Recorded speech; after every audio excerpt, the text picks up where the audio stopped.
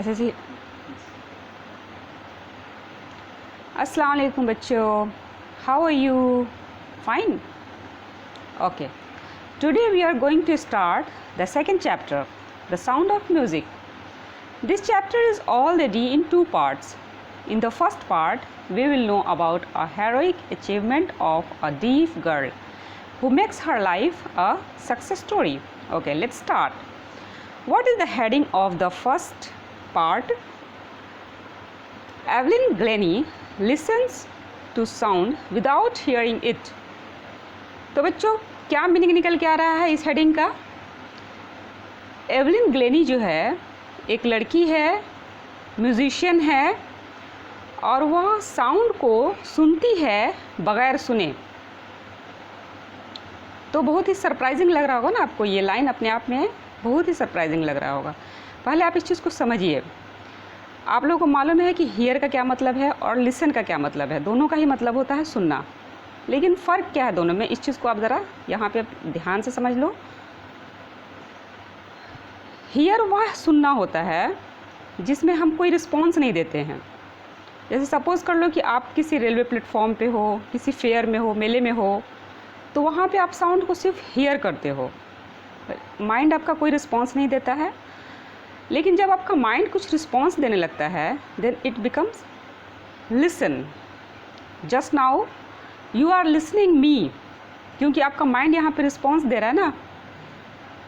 तो यहाँ पे जो एवलिन ग्लेनी जो है वह साउंड को हियर नहीं कर रही है बट लिसन कर ले रही है. तो ये हाउ इट्स पॉसिबल, ऐसा कैसे होता है, ये सारी चीज़ें हम लोग लेसन में समझेंगे. Okay, before you read these all lines I am going to leave because all these lines are in the chapter and at that time I will explain you. Let's start the lesson. Rush hour crowds jostle for position on the underground train platform. आपको मालूम है underground train platform क्या होता है? एक ऐसा train platform है जो ज़मीन के थोड़ा नीचे बनाया गया है. वहाँ पे बहुत भीड़ है उस टाइम में और लोग जो वहाँ पे खड़े हैं वो जॉसल कर रहे हैं. Jostle, you can see here the meaning, push रफली, धक्का मुक्की करना. तो वहाँ पे उस तरह का सिचुएशन बना हुआ है. अ स्लाइट गर्ल, एक छोटी पतली लड़की, लुकिंग यंगर दैन हर 17 ईयर्स. एक्चुअल में उसका जो एज है वो 17 ईयर्स का है, बट वो दिखती है उससे भी कम. Was nervous yet excited as she felt the vibration of the approaching train. वह थोड़ी नर्वस भी है और एक्साइटेड भी है और वह फील कर सकती थी जो ट्रेन वहाँ पे आ रही थी उसके वाइब्रेशन को वो फील कर सकती थी. It was her first day at the prestigious Royal Academy of Music in London and daunting enough for any teenager fresh from a Scottish farm. तो उसे कहाँ जाना था? वहाँ पे उसका पहला दिन था. प्रेस्टिजियस, बहुत ही सम्मान से भरा हुआ. रॉयल एकेडमी, जो म्यूज़िक का एक रॉयल एकेडमी था जो कहाँ था? लंदन में था. वहाँ उसे जाना था. वहाँ पे उसका पहला दिन था. वो डॉन्टिंग थी, मतलब कि फ्राइटनिंग, थोड़ी सी डरी हुई थी. जैसा होता है ना कि हम किसी बहुत ही ख़ास जगह पे पहुँचते हैं तो वहाँ पे थोड़ी हमें हेजिटेशन फील होती है. तो वैसे ही फीलिंग इसे भी हो रही है. और वो कहाँ से बिलोंग करती है? स्कॉटिश फॉर्म, मतलब कि वो she belongs to Scotland. But this aspiring musician faced a bigger challenge than most. लेकिन ये जो म्यूज़िशियन थी उसने जिस चैलेंज को फेस किया था वो और सभी लोगों से ज़्यादा उसका बढ़ के चैलेंज था. She was profoundly deaf. वह पूरी तरह से डीफ थी, बहरी थी, बहुत ज़्यादा वो बहरी थी. तो यही उसका चैलेंज था. आप यहाँ सोच सकते हो कि she is a musician, she is deaf, तो वो कैसे म्यूज़िक के फील्ड में इतना फेमस वो आखिर कैसे हो गई? ओके ना. Evelyn Glennie loss of hearing had been gradual. तो एवलिन ग्लेनी जो है वह अपने, she is not deaf by birth, वह जन्म से बहरी नहीं थी। उसका हियरिंग का लॉस होना जो था वह ग्रेजुअल हुआ था, धीरे धीरे हुआ था। हर mother remembers noticing something was wrong when the 8-year-old Evelyn was waiting to play the piano. उसकी मदर याद करती है उस दिन को जब उसने नोटिस किया था कि जब यह कुछ गलत हुआ था उसके साथ। क्या गलत हुआ था? जब एवलिन जो थी वो 8 साल की थी और वो वेट कर रही थी अपने पियानो बजाने के टर्म का आने का। तो ना, piano is a name of musical instrument and play खेलना। बट किसी भी म्यूज़िकल इंस्ट्रूमेंट को बजाने के लिए हम लोग प्ले वर्ड यूज़ करते हैं, play word. They called her name and she didn't move. उसकी आवाज़ को पुकारा गया बट वह मूव नहीं की। वो सुनती तभी तो मूव करती ना, वो सुनी ही नहीं तो कहाँ से मूव करती। I suddenly realise she hadn't heard. मैंने अचानक से रियलाइज़ किया।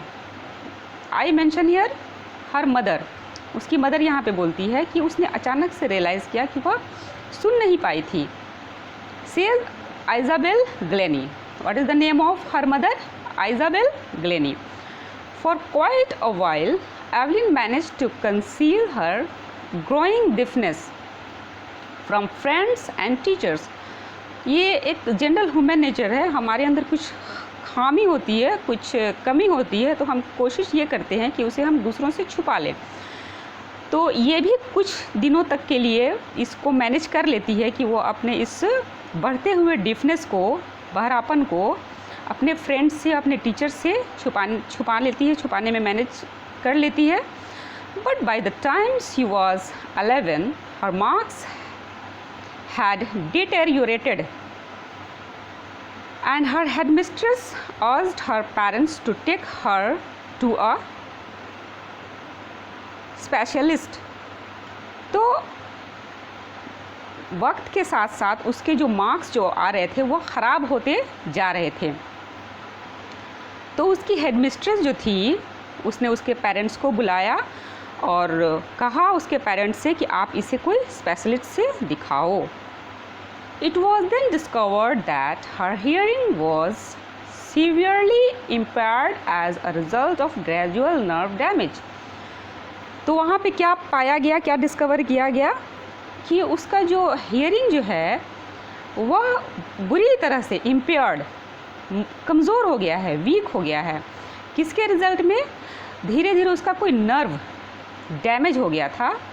नर्व मीन्स वेन, नस। धीरे धीरे उसका जो नस जो था वो कहीं का डैमेज हो रहा था, जिसके रिज़ल्ट में ग्रेजुअली उसका हियरिंग जो है वो बुरी तरह से वीक हो गया था।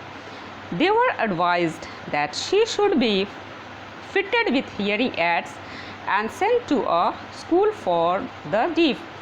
वहाँ पे उसको क्या एडवाइस किया गया था?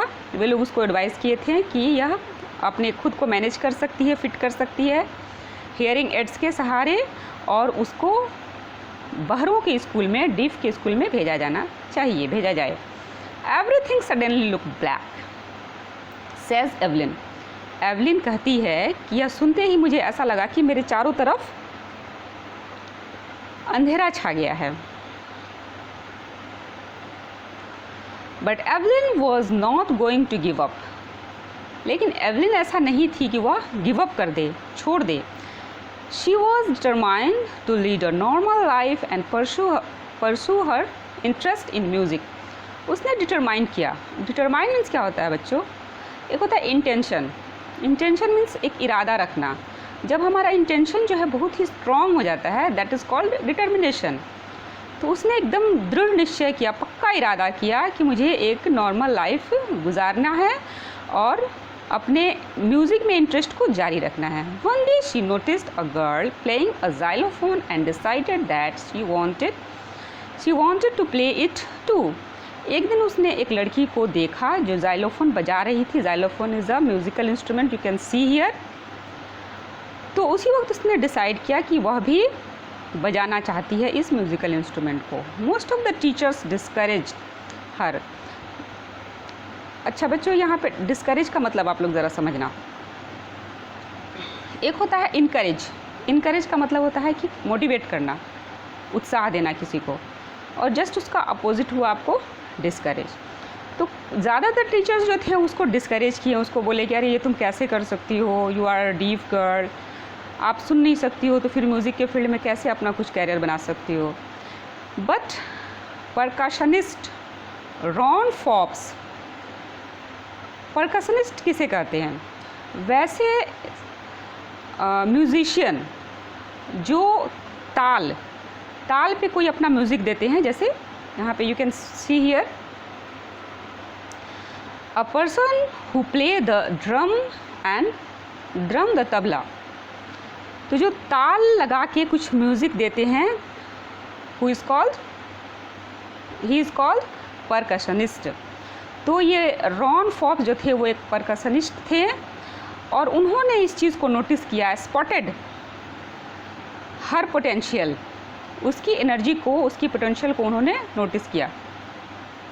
ही began by tuning 2 large drums to different notes. उन्होंने 2 बड़े बड़े ड्रम्स को फिट किया और उसके ट्यूनिंग को, उसके सुर को उन्होंने सेट किया। Don't listen through your ears, he would say, try to sense it some other way. तो उसके जो टीचर थे, रॉन फॉक्स जो थे म्यूज़िकल टीचर, उन्होंने उसे क्या समझाया, इसे तुम अपने कानों के ज़रिए मत सुनो, इसे तुम किसी और तरीके से समझने की कोशिश करो, सेज एवलिन। तो एवलिन वहाँ पे क्या कहती है? Suddenly I realised I could feel the higher drum from the waist up and the lower one from the waist down. मैंने अचानक से रियलाइज़ किया कि वो जो 2 तरह के ड्रम जो उन्होंने वहाँ पे सेट किया था, उसमें 2 तरह की जो साउंड आती थी, एक हाई साउंड और एक लो साउंड। तो मैं उसको फील कर पा रही थी, हायर नोट्स को, हायर साउंड को अपने कमर के फ्रॉम द वेस्ट अप, अपने कमर के ऊपर मैं फील कर पा रही थी, और जो लोअर नोट्स था, लोअर जो साउंड था, उसे मैं अपने कमर के नीचे फील कर पा रही थी। फॉप्स रिपीटेड द एक्सरसाइज, और ये जो काम जो फॉप्स कर रहे थे वो कंटिन्यू उसको रिपीट कर रहे थे ताकि वो उसे अच्छे से समझ में आ जाए, किसे? एवलिन को। And soon Evelyn discovered that she could sense certain notes in different parts of her body. और जल्द ही एवलिन ने इस चीज़ को महसूस किया, डिस्कवर किया कि वह डिफरेंट टाइप के नोट्स को, साउंड को अपने डिफरेंट पार्ट ऑफ बॉडी से फील कर सकती है। I had learn to open my mind and body to sounds and vibration. मैंने अपने माइंड और बॉडी को साउंड और वाइब्रेशन के हिसाब से मैनेज करना सीख लिया। The rest was share determination and hard work. अच्छा बच्चों, यहाँ पे रेस्ट का क्या मतलब निकल के आता है? जैसा कि आप लोग को मालूम है, रेस्ट मीन्स क्या होता है? आराम करना। बट यहाँ पे मतलब है रेस्ट का और बाकी बचा हुआ। तो म्यूज़िक को कैसे समझना है इसके टीचर ने समझा दिया, और बाकी जो इसका काम था वो किसने पूरा किया? शेयर डिटर्मिनेशन, एकदम दृढ़ निश्चय, पक्का इरादा उसका जो था उसने पूरा किया, और हार्ड वर्क, उसकी कड़ी मेहनत ने पूरा किया। She never look back from that point onwards. वहाँ से उसने कभी पीछे मुड़कर नहीं देखा। She toured the United Kingdom with a youth orchestra and by the time she was 16। वह निकल पड़ी यूनाइटेड किंगडम में। यूनाइटेड किंगडम क्या होता है बच्चों? यूनाइटेड किंगडम जो है एक ग्रुप है कुछ कंट्रीज़ का। ये कंट्रीज़ कहाँ हैं? ये यूरोप में है। और कौन कौन से कंट्रीज़ उसमें आते हैं आपको? England, Scotland, Wales and Ireland. ये सारे कंट्रीज़ को मिला के यूनाइटेड किंगडम बोला जाता है। तो अपने म्यूज़िकल बैंड ऑर्केस्ट्रा के साथ वहाँ पे उसके लिए निकल पड़ी, और उस वक्त इसका एज क्या था? 16। वह 16 साल की थी। She had decided to make music her life. उसने क्या डिसाइड किया था कि म्यूज़िक को अपनी ज़िंदगी बनाना है। She auditioned for the royal academy of music and scored one of the highest marks in the history of the academy. उसने वहाँ पे अपना ऑडिशन दिया। उस एसोसिएशन का क्या नाम था? Royal academy of music. और वहाँ पे उसने हाईएस्ट मार्क्स स्कोर किए। किस में? हिस्ट्री सब्जेक्ट में नहीं। यहाँ पे हिस्ट्री का मतलब सब्जेक्ट नहीं है, यहाँ पे है कि उस एकेडमी में अब तक का जो इतिहास था हाईएस्ट मार्क्स का, उसमें सबसे ज़्यादा मार्क्स इसने हासिल किए थे, एवलिन ग्लेनी ने। देखो बच्चों, डीफ होने के बावजूद भी उसका जो परफॉर्मेंस था वो कितना अच्छा था। She gradually move from orchestral work to solo performance. अब वो धीरे धीरे ऑर्केस्ट्रल मतलब कि वो जो टीम में जो काम कर रही थी उससे निकल के वो तो करती ही थी, उससे भी फिर सोलो परफॉर्मेंस की तरफ भी बढ़ चली। सोलो का मतलब होता है अकेले परफॉर्मेंस देना, अकेले भी परफॉर्मेंस वो देती थी। At the end of her 3-year course she had captured most of the top awards. तो कोई भी कोर्स होता है तो एक ड्यूरेशन होता है ना, टाइम पीरियड होता है उसका। तो इसने जिस कोर्स में एडमिशन लिया था वो 3 years का था और उसके अंत तक उसने बहुत सारे बड़े बड़े अवार्ड को हासिल कर लिया था, कैप्चर कर लिया था। And for all this Evelyn won't accept any hint of heroic achievement। और इन सारी अचीवमेंट को हासिल करने के बाद भी वह कभी ऐसा नहीं, इस चीज़ को वो कबूल नहीं की थी कि सक्सेस होने के लिए बस कोई हिंट मिल जाए तो सक्सेस हो जाएंगे, ऐसा नहीं है। If you work hard and know where you are going you will get there. इसका क्या मंत्रा था कि अगर आप सक्सेस होना चाहते हो एंड आपको मालूम है कि आपको किधर जाना है, यू विल गेट देयर, तो वहाँ पे आप ज़रूर पहुँच जाओगे। देखो बच्चों, हम लोग सुनते हैं ना, if you want to get success you have to work hard. अगर आप कामयाबी हासिल करना चाहते हो तो आप कड़ी मेहनत करो, बट सिर्फ hard work is not enough, you have to do hard work in proper direction too. तो वही सेम चीज़ ये बोली है यहाँ पे कि आप हार्ड वर्क करो, लेकिन आपको किस डायरेक्शन में हार्ड वर्क करना है, कहाँ आपको जाना है, ये सोच के करो, तो उसको आप डेफिनेटली पालोगे। And she got right to the top, और वो अपना हायर पोजीशन जो है वो पा लेती है। The world's most sought after multi percussionist. Sought after का मतलब होता है बच्चों बहुत ही पॉपुलर, यह दुनिया की बहुत ही ज़्यादा पॉपुलर मल्टी परकशनिस्ट, मतलब कि बहुत तरह के ताल लगाने वाले जो इंस्ट्रूमेंट होते हैं उस पे इसने मास्टरी हासिल कर ली थी, with a mastery of some 1000 instruments and hectic international schedule. हम लोगों को मुश्किल से 6 से 7 म्यूज़िकल इंस्ट्रूमेंट का नाम मालूम होगा, यहाँ पे क्या मेंशन किया जा रहा, 1000, हज़ारों के म्यूज़िकल इंस्ट्रूमेंट, हज़ारों के नंबर में म्यूज़िकल इंस्ट्रूमेंट पे उसको मास्टरी हासिल हो गई थी, वो स्किल्ड हो गई थी। और इस वजह से उसका जो था हेक्टिक इंटरनेशनल शेड्यूल, उसका जो शेड्यूल जो था वो इंटरनेशनल लेवल पे वो बहुत ही हेक्टिक हो गई थी, मतलब बहुत ही बिजी हो गई थी। It is intriguing to watch Evelyn function so effortlessly without hearing. यह बहुत ही सरप्राइजिंग लगता है कि वह जो अपना परफॉर्मेंस देती है, ऐसा लगता है कि बिना सुने, बिना कोशिश किए वो अपना परफॉर्मेंस दे रही है। ये थोड़ा सा आप लोगों को कुछ अजीब सा लगता होगा, इसको मैं एक्सप्लेन करती हूँ, समझने की कोशिश करिएगा। शुरुआत में हम लोग कुछ भी काम करते हैं तो हमें थोड़ा सा फील होता है, सामने वालों को ऐसा फील होता है कि वो बहुत कोशिश करके यहाँ तक इस परफॉर्मेंस को वो कर रहा है। जैसे आपको अगर बुलाया जाएगा कि आप स्टेज पे आओ, स्पीच दो, तो आप अगर स्टार्टिंग में आओगे तो ऑडियंस को लगेगा कि इसने बहुत कोशिश करके कुछ बोल पा रहा है, लेकिन आप कंटिन्यू अगर स्टेज पे आओगे, स्पीच दोगे, तो एक दिन ऐसा आएगा कि आप एकदम you become very skilled in speaking on the stage. तो ऑडियंस को ऐसा फील होगा कि you are giving your speech effortlessly, ऐसा लग रहा है कि बिना किसी एफोर्ट के आप अपना स्पीच दे रहे हो। सेम यही चीज़ है कि लोगों को ऐसा लगता है कि वह अपना जो फंक्शन कर रही है, परफॉर्मेंस जो दे रही है, बिना सुने, ऐसा लग रहा है कि बिना किसी कोशिश के वो सब कुछ कर ले रही है, बट ऐसा नहीं है। वो शुरू से कोशिश की है, लेकिन अब चूँकि वो स्किल्ड हो गई है तो ऐसा फील हो रहा है। In our 2-hour discussion she never missed a word, men with bushy beards give me troubles। She laughed, वह हंसते हुए बोलती है।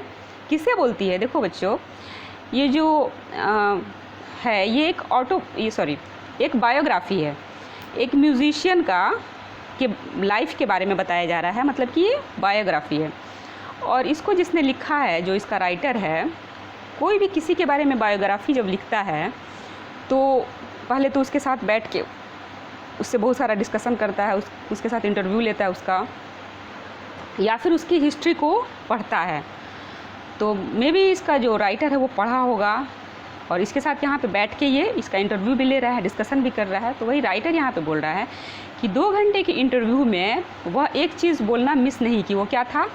वैसे लोग जिनकी दाढ़ी बड़ी बड़ी होती है, घनी होती है, उनसे मुझे ट्रबल होता है। वह हंसते हुए इस चीज़ को बोल रही है। अब क्यों ट्रबल होता है वो बाद में एक्सप्लेन कर रही है।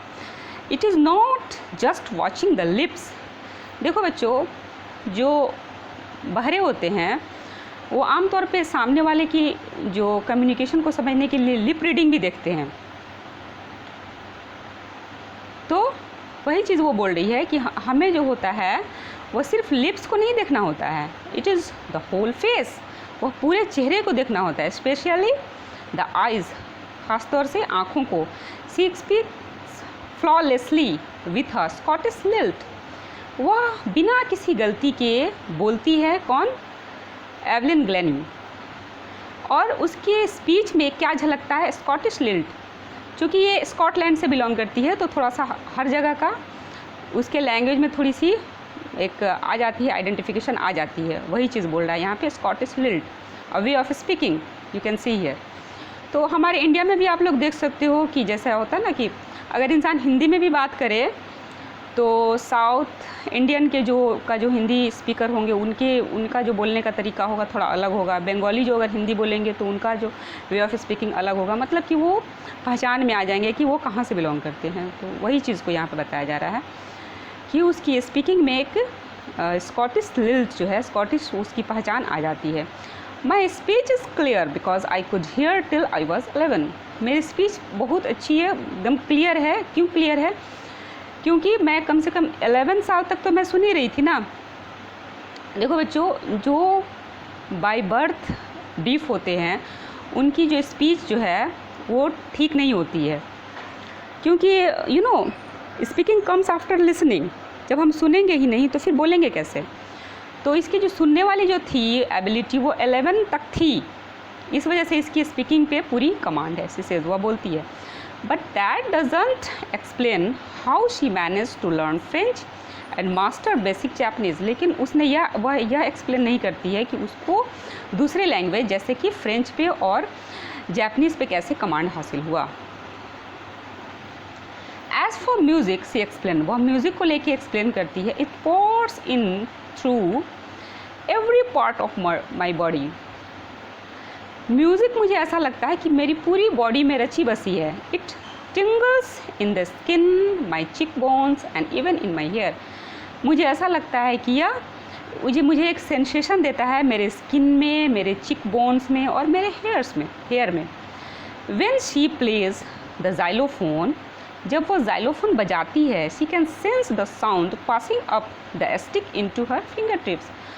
वह जब जाइलोफोन जो होता है ना, उसको इस छोटी स्टिक से बजाई जाती है तो वो फील करती है साउंड को कि वह स्टिक से होते हुए उसके फिंगर टिप्स तक पहुंच रही है। By leaning against the drum, जब वह ड्रम्स की तरफ झुकती है, she can feel the resonance flowing into her body. Resonance का क्या मतलब होता है? You can see here echoes of sound. कभी हम बोलते हैं, कुछ ज़ोर से बोलते हैं खाली कमरे में, तो वो हमारी साउंड जो है वो रिफ्लेक्ट होके हमारे पास आती है, फिर से सुनाई देती है। तो that sound is called echoes. उसी को फिर रेजोनेंस भी बोलते हैं। तो वो ड्रम का रेजोनेंस भी अपनी बॉडी में फील कर सकती है। On a wooden platform she removes her shoes so that the vibration passes through her bare feet and up her legs. वह जब लकड़ी के प्लेटफॉर्म पे स्टेज पे पहुंचती है परफॉर्मेंस देने के लिए, तो वो अपने शूज़ को भी रिमूव कर देती है ताकि उसका जो वाइब्रेशन है साउंड का, वह उसके खुले पैर से होते हुए ऊपर बॉडी में पहुंच जाए, उसके बॉडी में, मतलब कि माइंड तक उसकी फीलिंग उसको हो जाए। Not surprisingly Evelyn delights her audience. इसमें कोई सरप्राइज़ की बात नहीं, आश्चर्य की बात नहीं है कि एवलिन जो है वो खुश करती है अपने ऑडियंस को। इन 1991 she was presented with the royal Philharmonic societies prestigious soloist of the year award. तो 1991 में उसको पेश किया गया था एक अवार्ड जो बहुत ही रॉयल अवार्ड था। रॉयल फिलहार्मोनिक सोसाइटी की तरफ से बहुत ही प्रेस्टिजियस अवार्ड इसको मिला था और सोलोइस्ट परफॉर्मेंस के लिए उस ईयर का अवार्ड था। She is master percussionist James blades. तो जेम्स ब्लेड्स क्या कहते हैं? God may have taken her hearing but he has given her back something extraordinary. God ने उसकी हियरिंग ले ली है, सुनने की एबिलिटी ले ली है, लेकिन कुछ ऐसा बदले में दे दिया है जो बहुत ही एक्स्ट्राऑर्डिनरी है। एक्स्ट्राऑर्डिनरी का क्या मतलब होता है बच्चों? देखो, ऑर्डिनरी का मतलब होता है जनरल, नॉर्मल, साधारण सा, और एक्स्ट्राऑर्डिनरी का मतलब होता है एकदम असाधारण। And you can understand this word by this sentence, listen carefully. In the field of music industry, there are so many musicians, but Lata Mangeshkar is an extraordinary musician. Getting understand the meaning of extraordinary now? Okay. What we hear, जो हम सुनते हैं, she feels, वो महसूस करती है। मैंने आपको एकदम स्टार्टिंग में बताया था ना इसके बारे में। हम लोग सुनते हैं, हमारे पास हियरिंग एबिलिटी है, लेकिन वह हियर ही नहीं कर पा रही है, तो वो क्या कर रही है हियर की जगह पे? शी फील्स, वह महसूस करती है far more deeply than any of us. और वह जो महसूस करती है वो हमसे भी ज़्यादा डीप महसूस करती है। दैट इज़ वाई, इस वजह से she expresses music so beautifully. इसी वजह से वह म्यूज़िक को बहुत ही इतनी खूबसूरती के साथ एक्सप्रेस कर पाती है।